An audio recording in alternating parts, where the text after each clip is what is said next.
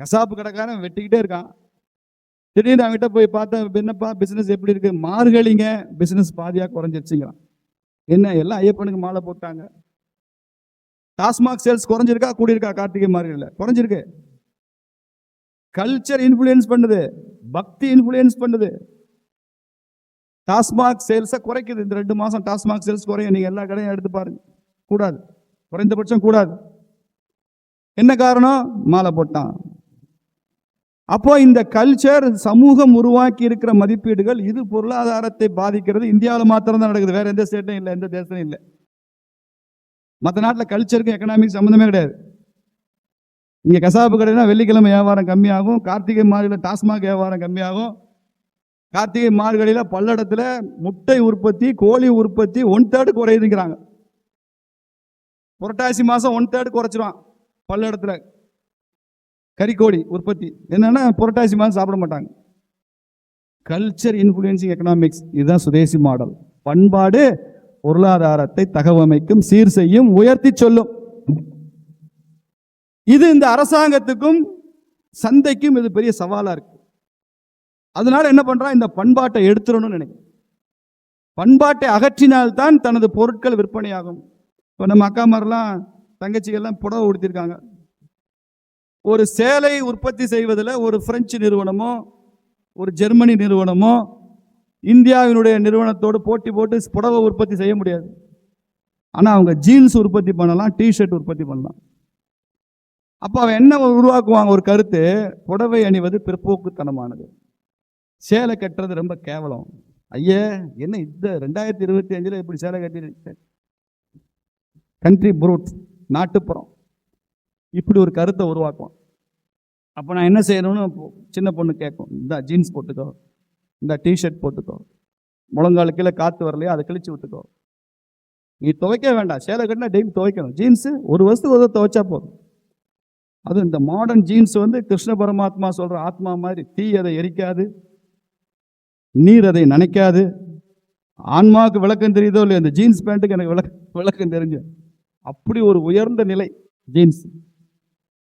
அதை போடுன்னு நமது பெண்களுக்கு கல்ச்சுரல் சேஞ்ச் பண்ணுவாங்க. ஏன்னா கல்ச்சரை மாற்றினா தான் நிற்க முடியும். பெப்சிகோலா இந்தியாவுக்கு வந்தான், உங்களுக்கு இந்த மினரல் வாட்டர் விற்பனைக்கு வந்தான். இந்தியாவில் உங்களுக்கு யார் போட்டி அப்படின்னு கேட்டாங்க பெப்சியை. நான் அதை வாசிச்சுக்கிட்டே வந்தேன். நான் ரொம்ப ஆர்வமாக பார்த்தேன். பெப்சிக்காரரு இந்தியாவில் உங்களுக்கு யார் போட்டினா கொக்கோ கோலாவை சொல்லுவார். அப்படி தானே? பெப்சிக்கு கொக்கோ கோலாவுக்கு தானே போட்டி. அப்போ கொக்கோ கோலா தான் எங்களுக்கு போட்டின்னு சொல்லுவார். பார்க்கலாம் என்ன சொல்கிறாருன்னு வாசிக்கலாம் அப்படின்னு அடுத்து வாசிட்டே வந்து அவன் சொன்னான், குடிநீரை விற்பனை செய்யாமல் குடிநீரை இலவசமாகத்தான் கொடுக்க வேண்டும் என்கிற இந்தியர்களின் மனநிலை தான் எனக்கு போட்டியாளர் அப்படின்னா. புரியுதா? தண்ணி விற்பனைக்கு இல்லை, தண்ணி யார் கேட்டாலும் இலவசமாக கொடுப்பாங்க. இதே தூத்துக்குடியில் ஒரு 20 வருஷத்துக்கு முன்னால் கிராமத்துலேருந்து வர்ற மக்கள்லாம் யாரும் தண்ணி கொண்டு வந்து வந்துக்க மாட்டாங்க, தண்ணியை விலைக்கு வாங்க மாட்டாங்க. ஆனால் எந்த பெட்டிக்கடையில் போய் தண்ணி கேட்டாலும் மண்பானை தண்ணி வச்சுருப்பான், எடுத்து குடிச்சிக்கலாம். நாங்கள் எங்கள் ஊர் டீ கல்ಲು போயிட்டு மதுரைக்கு வருவோம், ஒரு நாள் கூட நான் தண்ணியை கொண்டு வந்து தண்ணி விலைக்கு வாங்கலை. எந்த கடைக்கு போனாலும் மண்பானையில் தண்ணி இருக்கும், மோந்து குடிச்சிட்டு போக வேண்டிய. அந்த கடையில் நீ பொருள் வாங்கணும்னு அவசியம் இல்லை, தண்ணி குடிச்சிட்டு போயிட்டு இருக்கலாம். நீரை இலவசமாக குடிக்கணும்னு நினைக்கிறானே இந்தியன், நீரை விற்கக்கூடாதுன்னு நினைக்கிறானே ஒரு Indian mind set, backward mind set, அதுதான் எங்களுக்கு மிகப்பெரிய போட்டி. நான் கொக்கோ கோலாவை போட்டியா சொல்ல, இந்த கல்ச்சர் தான் அவனுக்கு போட்டி.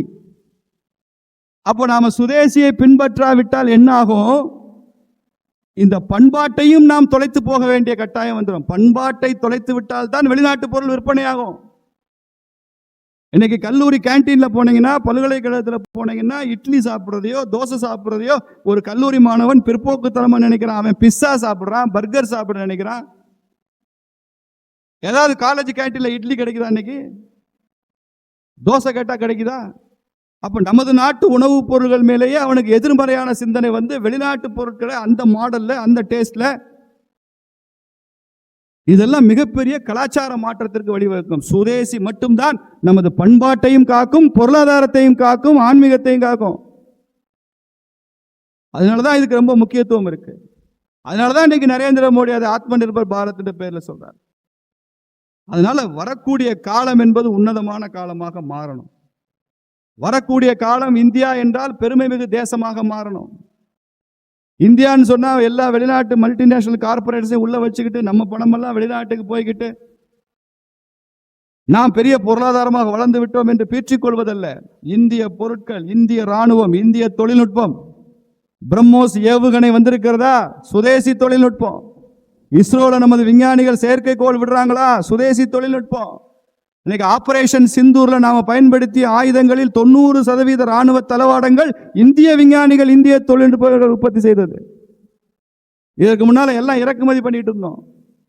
இன்னைக்கு 90% ராணுவ தளவாடங்கள் நாம வெளிநாட்டுக்கு ஏற்றுமதி பண்றோம். டிஃபென்ஸ் ஸ்பேர் பார்ட்ஸ் 40,000 கோடி ரூபாய்க்கு நாம எக்ஸ்போர்ட் பண்ணிட்டு இருக்கோம். 10 வருஷத்துக்கு முன்னால வரைக்கும் எல்லாமே இறக்குமதி பண்ணிட்டு இருந்தோம். அவன் துப்பாக்கி, அவன் குண்டு, அவன் தோட்டா. இன்றைக்கு எல்லாம் நாம கொடுக்குறோம்.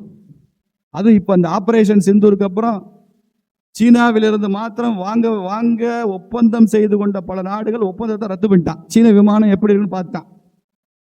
இப்ப நம்ம நாட்டுக்கு டிமாண்ட் வந்திருக்கு. நம்ம நாட்டு பொருட்களுக்கு டிமாண்ட் வர ஆரம்பிச்சிருக்கு. இப்படி உலகை வெல்கிற ஒரு தொழில்நுட்பம், உலகை வெல்கிற ஒரு அறிவியல், உலகை வெல்கிற ஒரு ஆன்மீகம் இந்த தேசத்தை ஒரு 40 ட்ரில்லியன் டாலராக உயர்த்தி பிடிக்கிற 2047 நாம் காணுகிற அந்த கனவு, இதெல்லாம் எப்போ சாத்தியமாகும்னா நம்ம மனசுக்குள்ள சுதேசி ஸ்பிரிட் இருந்தால் தான் சாத்தியம். அந்த சுதேசி உணர்வு என்பது கொழுந்து விட்டு தெரியணும். அந்த சுதேசின்றது வேற ஒன்றும் இல்லை, என் நாடு இந்தியா ஃபர்ஸ்ட். India first. உலகத்தில் என்ன வேணாலும் நடக்கலாம், என் நாட்டின் நலன் அதில் இருக்கா. இப்போ நம்ம எல்லாம் இங்கே ஒரு குரூப் ஃபோட்டோ எடுப்போம், நிகழ்ச்சி முடிச்சுட்டு இங்கே உட்காந்து அர்ஜுன் சம்பத்தோடு நம்ம எல்லாம் குரூப் ஃபோட்டோ எடுத்துக்கிறோம் வைங்க. நாளை காலையில் அந்த குரூப் ஃபோட்டோ உங்களுக்கு எல்லாருக்குமே வாட்ஸ்அப்பில் வருது. அந்த குரூப் ஃபோட்டோவை பார்த்த உடனே முதல்ல நீங்கள் எதை பார்ப்பீங்க? எடுத்தோடனே முதல்ல எதை பார்ப்பீங்க? எதை பார்ப்பீங்க? உங்கள் முகம் தெரியுதான்னு பார்ப்பீங்க. 50 பேர் உட்கார்ந்துருக்கானே, ராம சீனிவாசன் எப்படி இருக்காருன்னு சித்ராங்கம் பார்க்க மாட்டார். அவர் முகம் தெரியுதா? சித்ராங்க முகம் தெரியுதுன்னு ரமேஷ் சந்தோஷப்பட மாட்டார். ரமேஷ் முகம், விவேகம் முகம் இல்லையே, அப்போ இந்த ஃபோட்டோ எடுத்தவன் சரியில்லை. அண்ணன் அர்ஜுன் சம்பத் எல்லாரும் முகம் தெரியுது, ஏன் மூஞ்சியை காணாம? ஒரு குரூப் ஃபோட்டோ எடுத்தா கூட அதில் என் முகம் தெரியணுன்ற ஆசை நமக்கு எல்லாருக்கும் இருக்க. இந்த கமிட்டி ஆஃப் நேஷன்ஸ் 200க்கும் 250க்கும் மேற்பட்ட நாடுகள் நாம எல்லாம் எடுத்துக்கிற இந்த குரூப் ஃபோட்டோவில் இந்தியாவின் முகம் தெரியுதா இல்லையான்னு பார்க்கணுமா இல்லையா? அதுதான் சுதேஷ். என் தேசத்தின் முகம் தெரியுதா? என் தேசத்தின் நலன்கள் அதில் இருக்கா? என் தேசத்தின் பெருமையில் உயர்த்தப்படுகிறதா? அது தெரியணுன்றதான் சுதேசி உணர்வு. அதை வஉசி தூத்துக்குடியில பற்ற வைத்தார். மிச்சத்தை நீங்கள் அதில் பற்று வைத்து பார்த்துக் கொள்ளுங்கள் என்று கூறி விடைபெறுகிறது.